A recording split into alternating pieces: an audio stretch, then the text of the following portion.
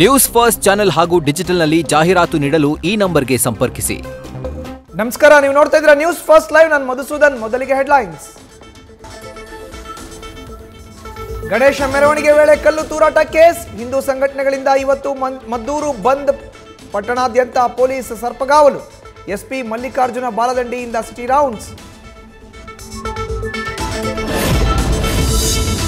22 ಆರೋಪಿಗಳನ್ನು ಬಂಧಿಸಿರುವ ಪೊಲೀಸರು. ಘಟನಾ ಸ್ಥಳದ ಎಲ್ಲ ಸಿಸಿಟಿವಿ ಡಿವೈಸ್ಗಳನ್ನು ವಶಕ್ಕೆ ಪಡೆದು ಪರಿಶೀಲನೆ. 3 ದಿನಗಳ ದೃಶ್ಯ. ವಶಕ್ಕೆ ಪಡೆದವರ ಕ್ರಿಮಿನಲ್ ಬ್ಯಾಕ್ಗ್ರೌಂಡ್ ಬಗ್ಗೆಯೂ ಮಾಹಿತಿ ಕಲೆ.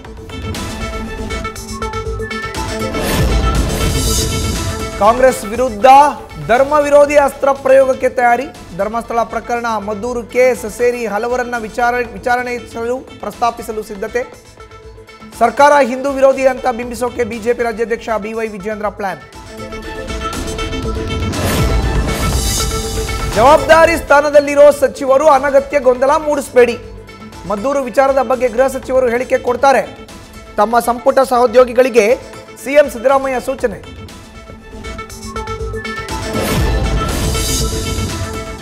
ದರ್ಶನ್ ಸೇರಿ 5 ಆರೋಪಿಗಳ ಸ್ಥಳಾಂತರ ಕೋರಿ ಅರ್ಜಿ.